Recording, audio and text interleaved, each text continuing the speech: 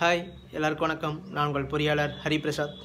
நமக்குன்னு ஒரு வீடு அப்படிங்கிற முடிவு வந்தவுடன் நமக்கு தேவையான அளவுக்கு ஒரு வரைபடம் ரெடி பண்ணுவோம். அதாவது ஃப்ளோர் பிளான் அப்படின்னு சொல்கிற வரைபடம். ஸோ அந்த வரைபடம் தயார் செய்யும் பொழுதே நம்ம அதுக்குள்ளே இருக்கிற ஒரு சில விஷயங்களையும் நம்ம தவறாமல் கவனிக்கணும். ஸோ அந்த சில விஷயங்களை கவனிக்காமல் விடும்பொழுது வீட்டின் உரிமையாளர்களுக்கு அது பின்னாடி வரக்கூடிய சிரமங்களுக்கு மன உளைச்சலுக்கும் உண்டாக நேரிடும். ஸோ அது என்னென்ன விஷயங்கள், அது எப்படி நம்ம தெரிஞ்சு நம்ம செயல்படுத்தணும் அப்படிங்கிறத இந்த வீடியோவில் நம்ம பேசலாம். ஸோ வாங்க வீடியோக்குள்ளே போகலாம்.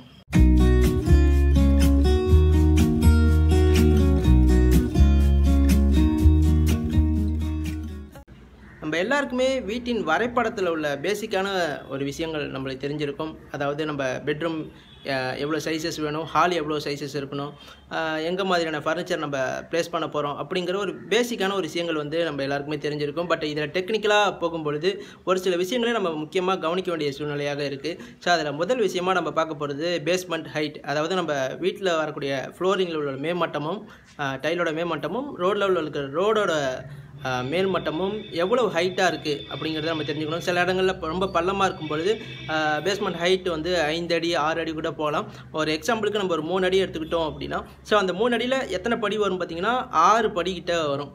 ஸோ 6 ரைசரும் 5 த்ரெட்டு கால் வைக்கக்கூடிய இடம் வரும். ஸோ அந்த கால் வைக்கக்கூடிய த்ரெட்டு 5 படிகள் இருக்கும் பொழுது மினிமம் ஒரு கால் வைக்கக்கூடிய பாதம் வைக்கக்கூடிய அந்த த்ரெட்டு பார்த்திங்கன்னா ஒரு 10 இன்ச்சு வச்சுக்கிட்டிங்கன்னா 50 இன்ச்சு 48 இன்ச்சுங்கிறது 4 அடி.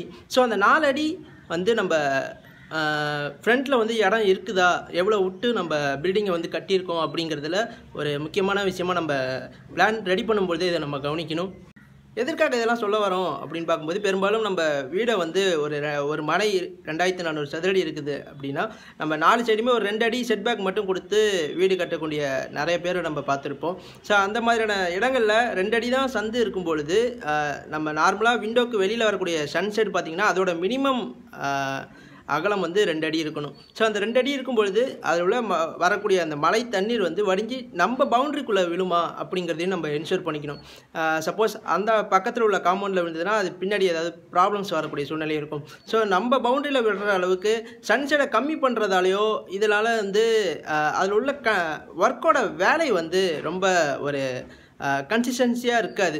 ஸோ நமக்கு சன்செட்டோட அளவு 2 அடி மினிமம் இருக்குதும் அப்படின்னா அதுக்குள்ளே செட்பேக் நம்ம கண்டிப்பாக கொடுக்கணும். அதே போல் முக்கியமாக செப்டி டேங்க் எங்கே வருது அப்படிங்கிறத நம்ம முன்கூட்டியே தெரிஞ்சுக்கணும். நம்ம சிலர் வாஸ்துப்படி பிளான் பண்ணுவாங்க, சிலர் ஏதாவது ஒரு கார்னர் சைடு சூஸ் பண்ணுவாங்க. ஸோ எங்கே செப்டி டேங்க் அமைக்கிறோம் அப்படிங்கிறதுல நம்ம பிளானிங் செஞ்சு அதுக்கப்புறமா அதோட வீட்டோட பவுண்ட்ரி நம்ம எப்படி காலி இடமாக விட்டு அதுக்கப்புறமா பில்டிங்கை தனியாக கட்டுறோம் அப்படிங்கிறதையும் நம்ம கண்டிப்பாக முன்கூட்டியே தெரிஞ்சுக்கணும்.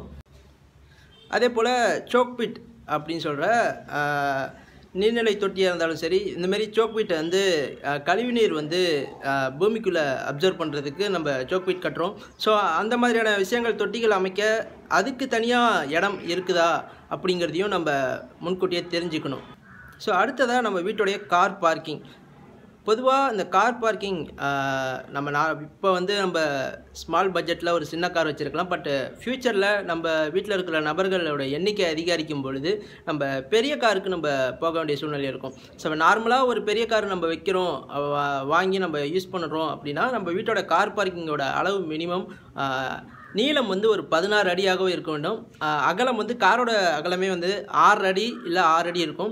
ஸோ அதோடு சேர்த்து லெஃப்ட் சைடில் உள்ள டோரு ரைட் சைடில் உள்ள டோர் ஒரு பக்கத்துக்கு ஒரு 2 அடி நம்ம திறந்து மூடுற அளவுக்கு நம்ம ப்ளேஸ் கொடுக்கணும். ஸோ ஆக மொத்தம் ஒரு 10 அடியிலேருந்து 11 அடி அகலம் இருக்கணும்.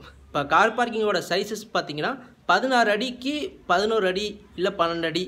ஸோ இந்த மாதிரியான ஸ்பேசஸ் நம்ம அங்கே என்ஷூர் பண்ணியிருக்கோமா, கரெக்டான அளவு நம்ம விட்டுருக்கோமா அப்படிங்கிறதையும் நம்ம தெரிஞ்சுக்கணும்.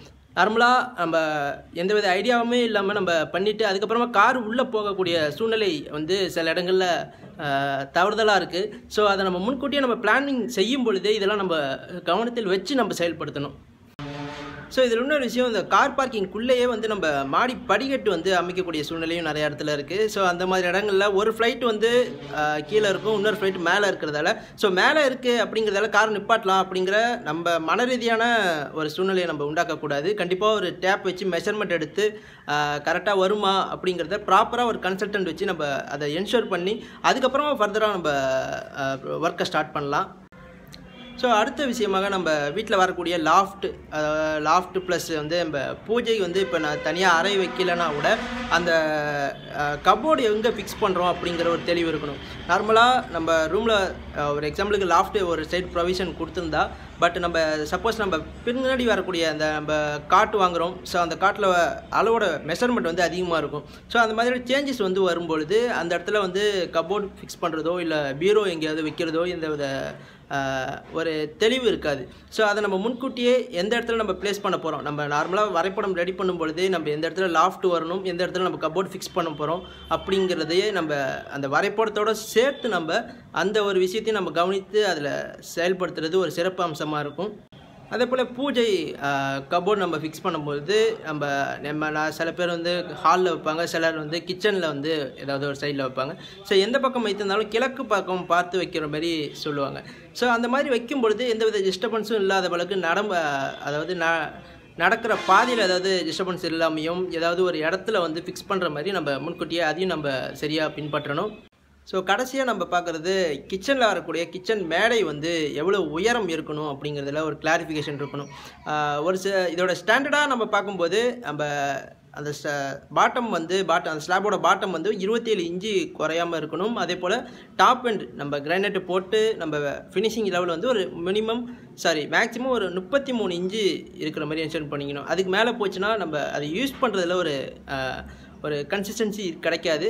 ஸோ இதில் இன்னொரு பெட்டரான ஒரு விஷயம் என்னென்னு பார்த்தீங்கன்னா, நம்ம நார்மலாக இது ஸ்டாண்டர்டாக இருந்தாலும் கூட ஒரு சிலர் டாலாக இருப்பாங்க, உயரமாக இருப்பாங்க, பட் ஒரு சிலர் வந்து உயரம் கம்மியாகவும் இருப்பாங்க. ஸோ அந்த மாதிரியான சூழ்நிலையில் அந்த வீட்டில் வசிக்கக்கூடிய அந்த அதிகமாக அந்த கிச்சனை யூஸ் பண்ணக்கூடிய அந்த தாய்மார்களை நம்ம சைட்டில் வரவழைத்து அந்த மேடையை ஃபிக்ஸ் பண்ணும் பொழுது அவங்களுக்கு யூஸார் போல் நம்ம கற்பனையாக அவங்கள வந்து அந்த இடத்துல எவ்வளோ உயரம் வேணும், எப்படி உங்களுக்கு அதை யூஸ் பண்ணுறதுக்கு ஈஸியாக இருக்கும் அப்படிங்கிறதுல வச்சு நம்ம ஒரு உயரத்தை ஃபிக்ஸ் பண்ணி அதுக்கப்புறமா ஃபர்தராக அதுக்கேற்றாற் போல் நம்ம அந்த மேடையை வந்து சரிபாதியாக பிரித்து நம்ம அமைக்கும் பொழுது அவங்களுக்கும் ஒரு மன ரீதியான ஒரு சந்தோஷமும் இருக்கும். அதை யூஸ் பண்ணுறதுக்கு அவங்களுடைய பணி சுமையை குறைக்கிறதுக்கும் நமக்கும் ஒரு வாய்ப்பாகவும் இருக்கும். ஸோ இந்த மாதிரியான விஷயங்களை நம்ம முன்கூட்டியே நம்ம கவனித்து செய்யும் பொழுது அதில் வரக்கூடிய அந்த பணி சுமையையும் நம்ம மன ரீதியாக வரக்கூடிய அந்த குழப்பங்களையும் நம்ம கண்டிப்பாக அவாய்ட் பண்ணி ஒரு திருப்திகரமான சூழ்நிலையை நம்மளால் உருவாக்க முடியும். இந்த வீடியோ உங்களுக்கு பயனுள்ளதாக இருக்குன்னு நம்புகிறேன். பயனுள்ளதாக இருந்தால் கண்டிப்பாக சப்ஸ்கிரைப் பண்ணுங்கள், வீடு கட்டி கொண்டு இருக்கிற உங்கள் நண்பர்களுக்கும் ஷேர் பண்ணுங்கள். நெக்ஸ்ட் ஒரு இன்ட்ரெஸ்டிங்கான டாப்பிக்கில் மீட் பண்ணலாம். அது வரைக்கும் தேங்க்யூ, தேங்க்ஸ் ஃபார் வாட்சிங்.